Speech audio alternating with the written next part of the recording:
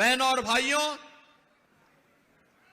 भारत की स्वाधीनता को प्राप्त करने के लिए इस प्रकार के वीरों और वीरांगनाओं का जो योगदान रहा है वह अविस्मरणीय रहा है।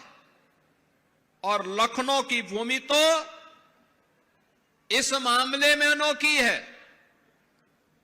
याद करिए 1857 की प्रथम स्वातंत्र समर, उसका केंद्र बिंदु उत्तर प्रदेश ही था। शहीद मंगल पांडे ने उसकी हुंकार भरी थी बैरकपुर में। मेरठ में धन सिंह कोतवाल ने उसको आगे बढ़ाने का काम किया था। झांसी में महारानी लक्ष्मीबाई प्रथम स्वातंत्र समर की अमर योद्धा के रूप में उसे नेतृत्व दे रही थी।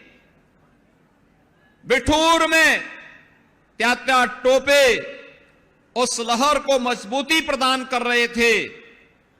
लखनऊ में बेगम हजरत महल उसको नई ऊंचाइयां देकर के वीरांगना उदा देवी पासी जैसे अमर सेनानियों के साथ मिलकर के विदेशी फिरंगियों को भगाने के लिए जिस प्रथम स्वातंत्र समर को आगे बढ़ाए थे, उस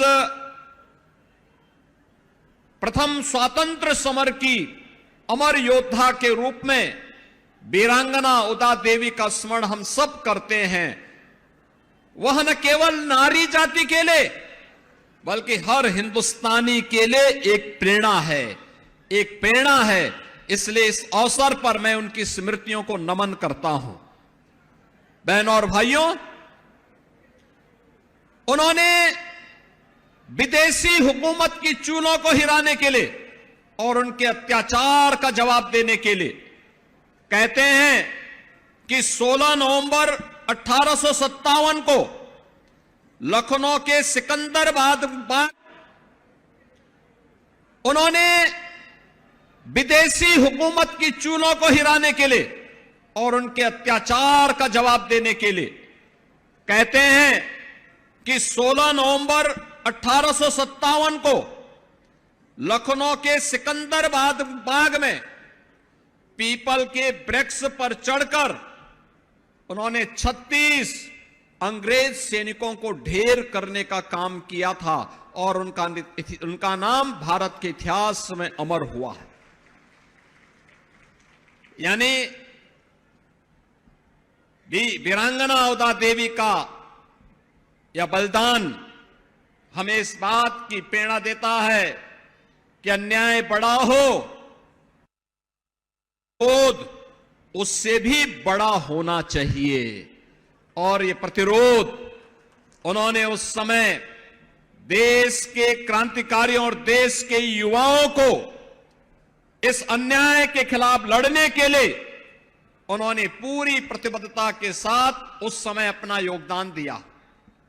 बहनों और भाइयों, उत्तर प्रदेश में डबल इंजन की सरकार है। आदरणीय प्रधानमंत्री नरेंद्र मोदी जी के मार्गदर्शन में विरासत के सम्मान की बात जब होती है तो विरासत के सम्मान की बात अगर काशी में काशी विश्वनाथ धाम और अयोध्या में श्री राम जन्मभूमि पर भगवान राम के भव्य मंदिर के निर्माण का है, तो लखनऊ में महाराजा बिजली पासी किला के पास उसके सुंदरीकरण के कार्य के साथ ही लाइट एंड साउंड का कार्यक्रम भी ये डबल इंजन की सरकार ने ही, भारतीय जनता पार्टी की ही सरकारों ने उस कार्यक्रम को आगे बढ़ाया।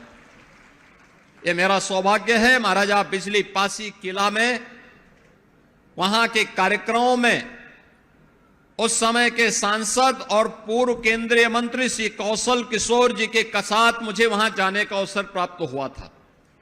आज हमारी सरकार ने वहां पे लाइट एंड साउंड का भी कार्यक्रम स्वीकृत कर दिया है, जिससे इस क्षेत्र के उन सभी योद्धाओं को जिन्होंने महाराजा लाखन पासी, महाराजा सातन पासी, महाराजा बिजली पासी, महाराजा चीता पासी और राजा गंगा बख्श रावत और बीरा पासी के इतिहास को वर्तमान पीढ़ी जान सके और उससे प्रेरणा प्राप्त कर सके। इसलिए लाइट एंड साउंड के कार्यक्रम को भी वहां पर स्वीकृति दे करके उसको प्रारंभ करके इनके उन पुराने किलों को पुनरुद्धार करने के साथ ही वहां पर उसको और अच्छे ढंग से कैसे हम नौजवानों को और वर्तमान पीढ़ी को एक प्रेरणा का केंद्र बिंदु बना सकते हैं, इसके लिए सरकार ने अपने स्तर पर कार्रवाई प्रारंभ की है और इसके लिए हम लोगों ने इस कार्यक्रम को आगे बढ़ाया है। बहनों और भाइयों, यही नहीं, प्रदेश सरकार ने इस पूरे अभियान को हर क्रांतिकारी के, हर बलिदानी के, भारत माता के उस हर सपूत के योगदान को पाठ्यक्रम का हिस्सा भी बनाया है।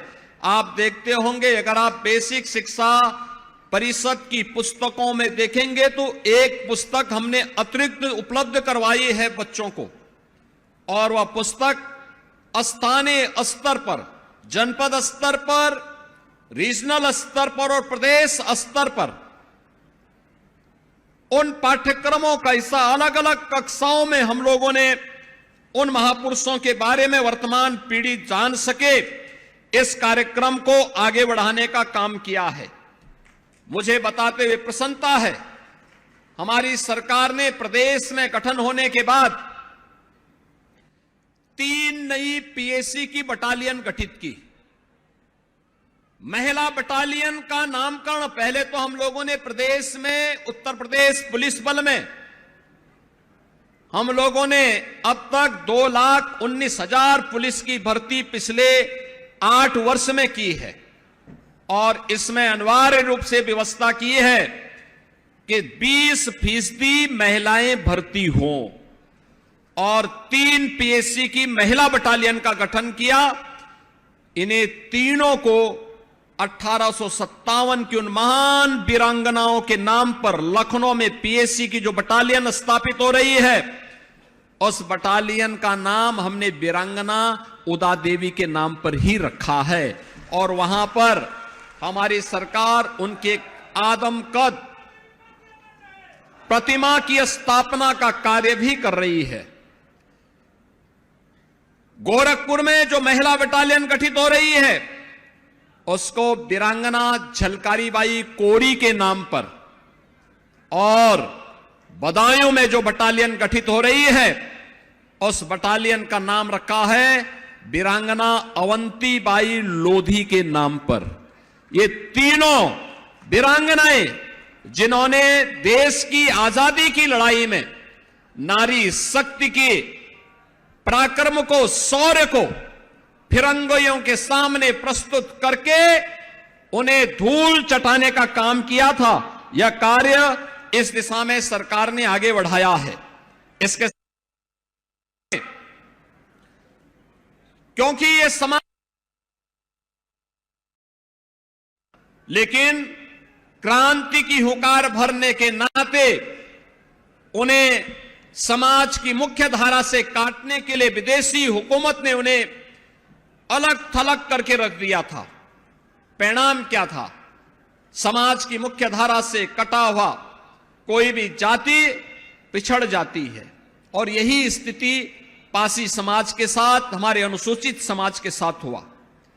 आज डबल इंजन की सरकार इस दिशा में कार्य कर रही है। लखनऊ में हमारी सरकार के द्वारा बाबा साहब डॉक्टर भीमराव अंबेडकर जी का एक स्मारक और सांस्कृतिक केंद्र के निर्माण का कार्य युद्ध स्तर पर चल रहा है, जिसमें अनुसूचित जाति से जुड़े हुए छात्रों को शोध करने के साथ साथ उच्च शिक्षा के लिए हम लोग वहां पर स्कॉलरशिप की व्यवस्था भी करने जा रहे हैं।